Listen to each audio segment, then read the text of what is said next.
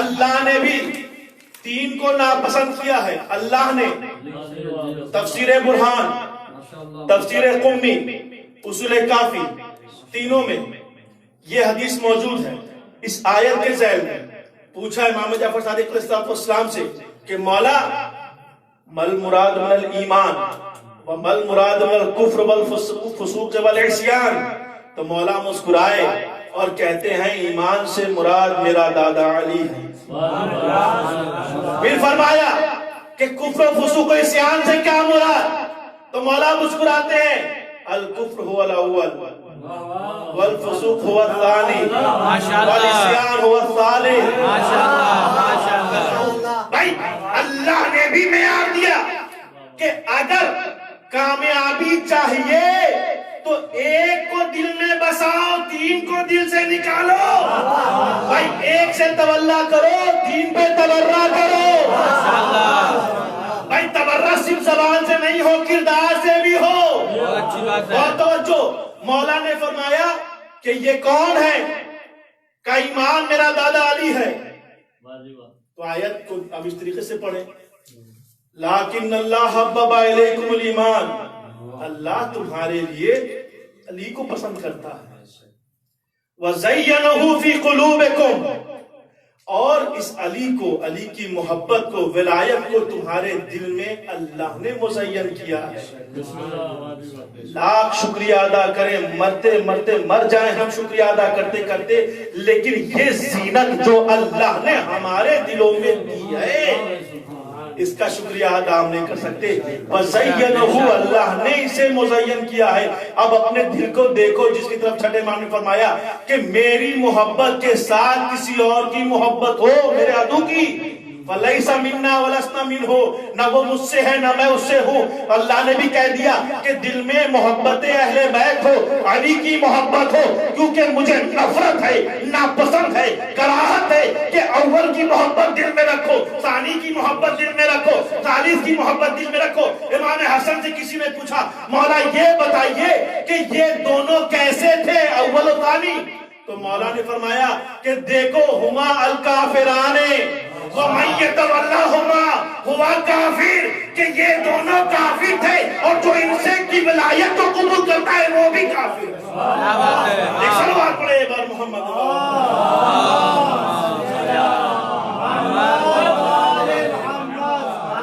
Be be Zahra سلام اللہ علیہا کے دشمنوں پر لانے، بی بی کا درج لانے والے لہیوں پر لانے. تو یہ دشمن ہم تبرہ کرتے ہیں، بیزاری کرتے ہیں یقیناً، کیونکہ جو مرتبہ بی بی زہرا سلام اللہ علیہا کا ہے وہ ان بدبخت ان نابکاروں کو، ان ناہنجاروں کے اعتبار سے ان کو اہمیت دیں گے. یہ کردار اہل بیت ہے تو دو طریقے کے کردار ہمیں تاریخ میں نظر آئے. بہت توجہ. دو سیرت چلی اور اس آیت کے ذیل میں اللہ نے دو چشمے جاری کیے. ایک چشمہ ہدایت، ایک چشمہ ضلالت، ایک چشمہ ایمان، دوسرا چشمہ کفر و فسوق و عصیان. اب دیکھیں جو چشمہ کفر و فسوق و عصیان ہے اس میں اللہ نے یہ نہیں کہا کہ اللہ کراہت کرتا ہے، ناپسند کرتا ہے کافر کو، فاسق کو، عاصی کو. بہت توجہ. کافر نہیں کہا، کفر کہا، فاسق نہیں کہا، فسوق کہا، عاصی نہیں کہا، عصیان کہا. امام نے ان تینوں کا مصداق ہمیں بتا دیا اور یہ ظاہر کر دیا کہ اب تک تم انہیں کافر ثابت کر رہے تھے، فاسق ثابت کر رہے تھے، عاصی بتا رہے تھے. اللہ نے انہیں کافر، فاسق، عاصی نہیں کہا کہ مجسمہ کفر ہیں، یہ مجسمہ فسق ہیں، یہ مجسمہ عصیان ہیں، یہ کیونکہ یہ ضال بھی ہیں، مضل بھی ہیں، یہ خود گمراہ ہیں، گمراہ کرنے والے بھی ہیں. ایک صلوات پڑھے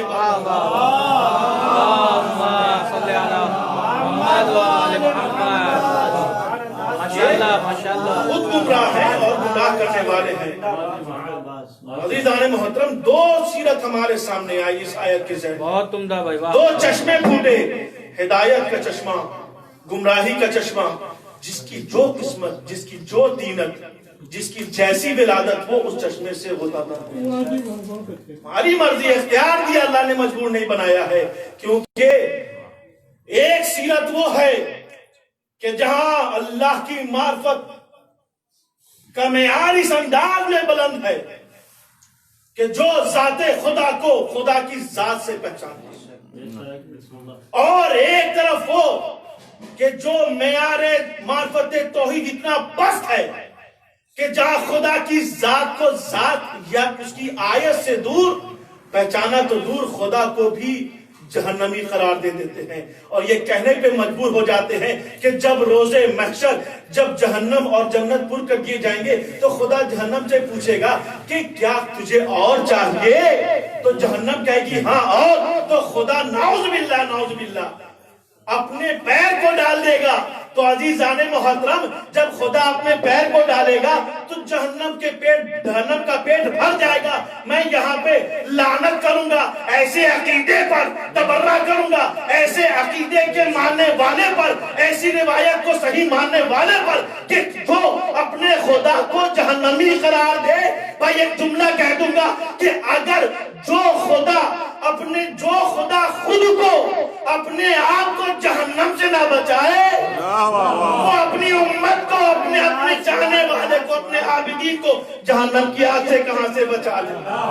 ایک صلوات پڑھے ایک بار محمد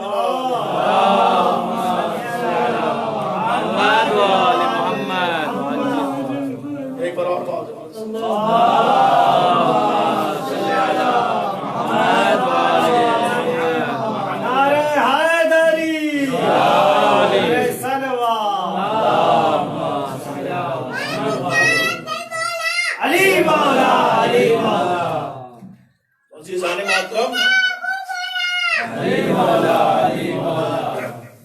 ماشاءاللہ، علی مولا، علی مولا، علی مولا، علی مولا،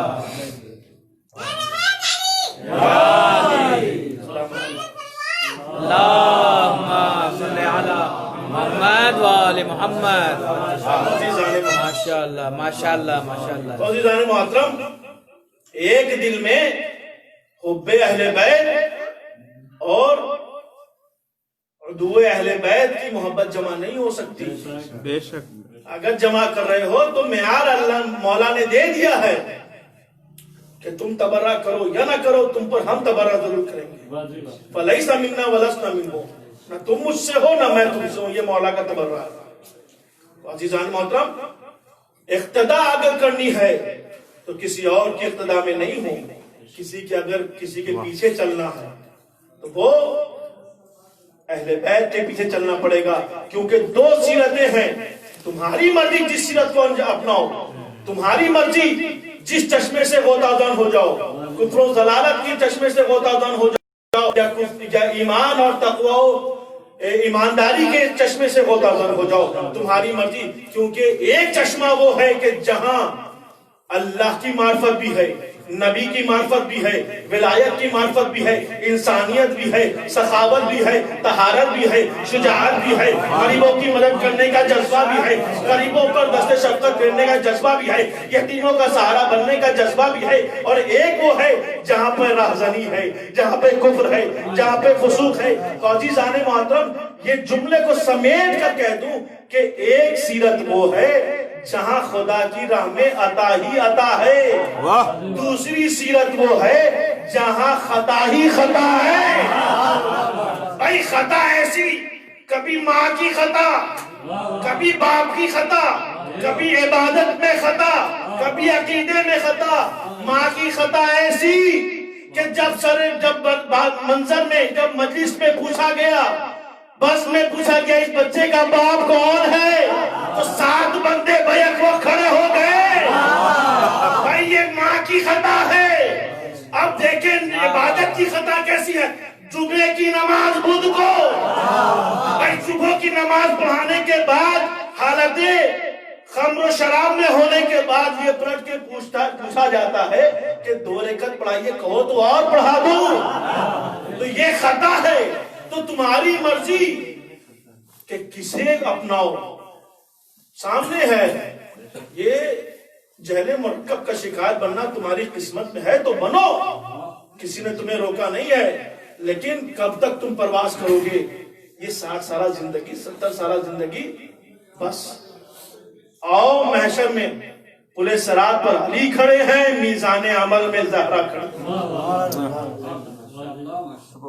تو عزیزان محترم، ان کی اقتدا ہونی چاہیے، اور اگر ذرا سی بھی محبت ہے تو بھول جاؤ کہ آخرت تمہاری کامیاب ہوگی، کیونکہ در زہرا پر آگ لگانے والے، بی بی زہرا کو دربار میں بلانے والے اور اس عمل پر راضی ہونے والے یہ یاد رکھیں کہ جب زہرا ناراض ہو گئی تو پھر نہ خدا راضی ہوگا نہ خدا کا رسول راضی ہوگا، کیونکہ نبی فرما گئے ہیں کہ جو زہرا کو اذیت دیتا ہے وہ مجھے اذیت دیتا ہے، اور جس نے مجھے اذیت دی اس نے اللہ کو اذیت دی ہے۔ بچتا کیا ہے اللہ کو اذیت دینے کے بعد؟ عزیزان محترم، یہ کہنا غلط ہے، سراسر غلط ہے کہ بی بی زہرا کا باغ فدق مانگنا نعوذ باللہ خطا تھا۔ یہ جو کچھ عرصے پہلے یہ ایک سلسلہ یہ اٹھا تھا، یہ سب آواز اٹھی تھی کہ یہ خطا کیا بی بی زہرا نے۔ عزیزان محترم، بی بی زہرا فدق لینے نہیں گئی تھی، فدق اپنا حق مانگنے جو گئی تھی، اصل حق لینے نہیں گئی تھی، حق کو واضح کرنے گئی تھی، تاکہ آخری وقت میں دنیا پہ آشکار ہو جائے کہ حق کیا ہے باطل کیا ہے۔ ورنہ جس کی قدموں میں جنت ہو، جو سید ہے جنت ہو، جو جنت کی مالکہ ہو، جس کی قدموں تلے دو دولتیں پڑی ہوں، ٹھوکر مار دے تو سونے کا دریا بہتا نظر آئے، وہ تو فدق مشکل ہی۔ فدق کی کیا اوقات ہے، کیا قیمت ہے فدق کی، کہ جس کی مہر دنیا کا پانی ہے، کہ جس کے لیے فرمایا مولا نے، جس کے لیے مشہور فرمان ہے، قرآن کی آیت ہے اگر میں خطا نہ کروں، کہ اللہ نے ہر چیز کو پانی سے قرار دیا، وجود مکمل وجود تمام چیزوں کی چیز سے فاطمہ کے صدقے میں، کیونکہ وہ پانی سے پیدا ہوئی تمام چیزیں وجود میں آئیں، اور پانی جو ہے وہ مہر زہرا سلام اللہ علیہ، حق لینے نہیں گئی تھی، حق کو واضح کرنے گئی تھی۔ لیکن عزیزان محترم، میں نے گفتگو تمام کی، خدا کی لعنت ہو ان زوات پر کہ جنہوں نے حق تو نہ دیا لیکن ظلم و بربریت کی انتہا کا بے شمار لعنت۔ آج پرسہ دینا ہے امام زمانہ علیہ السلام کو ان کی جدہ کا پرسہ، مولائے کائنات کو ان کے شہر میں نجف اشرف میں ان کی زوجہ کا پرسہ، اور پرسہ یہ دینا ہے مولا آپ کی، امام زمانہ کو پرسہ دینا ہے کہ آپ کی جد پر جدہ کی پسلی توڑی گئی، مولا آپ منتقم خون حسینی ضرور ہیں، لیکن اتنا یقین ہے کہ آنے کے بعد، ظہور کے بعد صرف کربلا کے ظالموں کے خلاف انتقام نہیں دیں گے، سلسلہ شروع ہوگا یہیں سے کہ جس نے زہرا کی پسلیاں توڑی ہیں، جس نے در زہرا کو جلا کر زہرا کے پہلو کو شکستہ کیا ہے، وہاں سے سلسلہ شروع کریں گے آپ۔ اور روایت بھی ملتی ہے کہ جہاں امام زمانہ ظہور کریں گے تو ان ملعونوں کو قبر سے نکال کر انہیں پھر نار کریں گے، انہیں جلائیں گے۔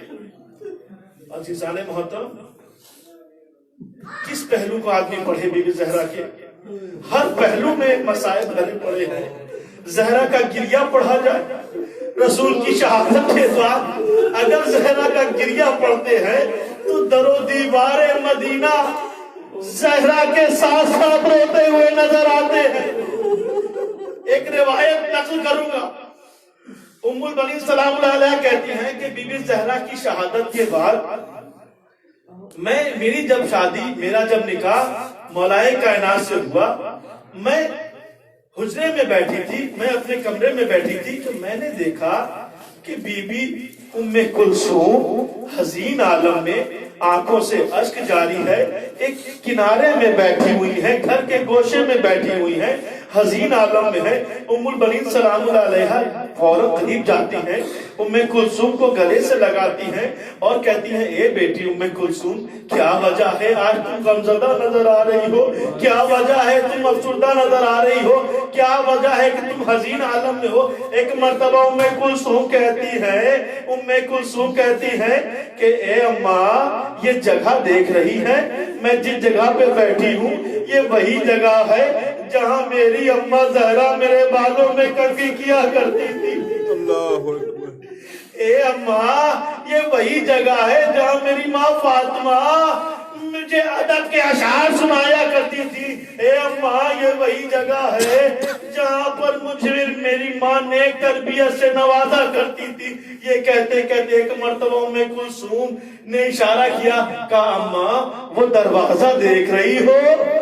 کہا وہ دروازہ، کہا یہ وہی دروازہ ہے جسے ظالموں نے جلایا اور میری ماں کے پہلو کو شکستہ کر دیا۔ اے اماں، دروازہ اتنا وزنی تھا، میرا بھیا محسن شہید ہو گیا۔ پھر ایک سوال کرتی ہے، معصومانہ سوال کرتی ہے اور کہتی ہے اماں، میری ماں کی عمر صرف 18 سال تھی، میری ماں نے کیا کسی کا بگاڑا تھا؟ میری ماں تو اپنی ذات کی دو کے لیے دعا بعد میں کرتی تھی اور کہتی تھی اے ام کلثوم، اول جار ثم الدار۔ میری ماں تو پہلے پڑوسیوں کے لیے دعا کرتی تھی، پہلے اپنے شیعوں کے لیے دعا کرتی تھی، پھر میرے لیے دعا کرتی تھی۔ عزیزان محترم، جناب ام کلثوم وہ واقعات کو نقل کرتی جا رہی ہے۔ ایک مرتبہ نقل کرتے کرتے آوازیں گریہ بلند ہونے لگی۔ جیسے ہی رونے کی آواز بلند ہوئی، ایک مرتبہ زینب دوڑی ہوئی آئی، کہا اے بہن کلثوم کیوں رو رہی ہو؟ جیسے ہی جناب زینب کو دیکھا گلے لگ گئی اور کہتی ہے اے بہن زینب، آج اماں کی بڑی یاد آ رہی ہے، آج اماں کی بڑی یاد آ رہی ہے۔ عزیزان محترم، روتے ہوئے دیکھا تو دلاسا دیا، عجب نہیں کہا اے زینب، اے کلثوم صبر کرو، ماں پر بڑے ظلم ہوئے، ارے وہ ابتدا تھی، انتہا ہمیں کرنی ہے، ہمیں بھی بازار جانا ہے۔ ہاں زادارو، زینب نے کہا ہوگا ہمیں بھی دربار جانا ہے۔ ہاں عزیزان محترم، بس ایک روایت گفتگو تمام، ختم و دعا۔ یہ دربار ہے نا، بہت سخت منزل ہے دربار کی۔ بی بی زہرا بھی دربار گئی، بس دربار کا منظر بیان کروں گا، گفتگو تمام۔ جناب زہرا سلام اللہ علیہا جب دربار جانے لگی تو پتہ ہے سب سے پہلے جناب فضہ کو قریب بلایا، قریب بلا کر کہتی ہیں اے فضہ، جاؤ بنی ہاشم کی عورتوں کو کہہ دو کہ زہرا دربار جا رہی ہے حق طلب کرنے۔ جناب فضہ نے بنی ہاشم کی عورتوں کو بلایا، جیسے بنی ہاشم کی عورتیں قریب آئیں سب نے گھیر لیا۔ جیسے ہی جناب زہرا کو گھیرا، جناب زہرا نے کہا اے فضہ، جاؤ فلاں کمرے میں میرے بابا کی عبا رکھی ہے، میرے بابا کی عبا لے کر آؤ، وہیں پر میرے بابا کا امامہ بھی رکھا ہے، امامہ لے کر آؤ، ساتھ ساتھ عصا لے کر آنا، عصا لے کر آنا۔ جناب فضہ گئی، جناب زہرا کے قول کے مطابق رسول خدا کی عبا کو اٹھایا، جناب زہرا کے قول کے مطابق رسول کا امامہ اٹھایا، عصا کو اٹھا کر جناب زہرا کے قریب آئی۔ عزیزان محترم، عجیب منظر ہے، جناب زہرا نے اپنی عبا پر رسول کی عبا کو زیر تن کیا، اس کے بعد امام رسول کو کھولا، اپنے سر پر رکھ دیا، عصا کو لیا اور آہستہ آہستہ آگے بڑھی۔ عجب نہیں انداز رسول ہے، جس طرح رسول چلا کرتے تھے، زہرا دربار کی طرح بڑھی۔ آئے قیامت ہو گئی، آہستہ آہستہ جب دربار میں داخل ہوئی، وہ دستاویز پیش کیا۔ ہائے قیامت ہوئی، دستاویز جیسے ہی پڑھا ظالموں نے، قیامت کا منظر ہے، تفصیل میں نہیں جانا ہے، بس ایک منظر یہ ہے کہ جیسے ہی دستاویز کو پڑھا، دستاویز کو پھاڑا، زہرا کے منہ پر مارا، ادھر سے دستاویز لے کر زہرا کو تماچا مارا، اللہ اکبر، قیامت ہو گئی، زہرا سے یہ ظلم برداشت نہ ہوا، ارے سیاہ بال لمحے میں سفید ہو گئے، ایک مرتبہ زہرا نے آواز دی، فضا، ام ایمن، اے اسماء میری مدد کو آؤ، جناب فضا آگے بڑھی، جناب ام ایمن آگے بڑھی، جناب زہرا کو تھاما۔ فخر الدین رازی جو سنیوں کے معلم ہیں وہ کہتے ہیں کہ جب زہرا گھر سے بیت الشرف سے دربار گئی تھی تو اپنے قدموں پر چلتے ہوئے گئی تھی، لیکن جب واپس آئی ہے تو فضا اور اسماء کے کاندھے پر ہاتھ کو رکھ پیر کو گھسیٹتے ہوئے آ رہی ہے، فضا نے سہارا دیا، ام ایمن نے سہارا دیا، اسماء بنت امیش نے سہارا دیا، زہرا چل نہیں سکتی تھی، پیر کو گھسیٹتے ہوئے بیت الشرف تک آئی، جیسی بیت الشرف پر آتی ہے امام حسن کھڑے ہیں، امام حسن نے دیکھا، کہا ماں کیا حق لے آئی، کیا حق لے آئی؟ امام حسن کے سوال پر زہرا نے بس گریہ کیا اور کہا فضا ذرا جاؤ میری بیٹی زینب و کلثوم کو میرے قریب بلا لو۔ زینب و کلثوم قریب آئی، گلے لگا کر کہا اے زینب مجھے میرے بابا نے آخری وقت میں وصیت کی تھی اور کہا تھا اے زینب اے فاطمہ یاد رکھو ایک وقت آئے گا کہ تم دربار جاؤ گی، اپنا حق طلب کرنے تمہاری بیٹیاں بھی دربار جائیں گی، لیکن اے زینب آج اس زہرا کو اندازہ ہو گیا دربار جانا کتنا سخت ہے۔ اے زینب میں دربار گئی، صحابیوں کا مجمع تھا، تم دربار جاؤ گی شرابیوں کا مجمع ہوگا، میں دربار گئی کسی کا جنازہ نہیں دیکھا، تم دربار جاؤ گی سر حسین دشت میں ہوگا، ظالم لبے مبارک سے کھیل رہا ہوگا۔ اے زینب تم دربار تازیاں دکھاتی ہوئی جاؤ، انا للہ و انا الیہ راجعون، رضا بقضائہ و تسلیم علیہ۔ پروردگار تجھے بات کرنے والے اس کائنات میں جہاں کے بھی شیعہ حیدر کرار ہیں ان کی جان مال عزت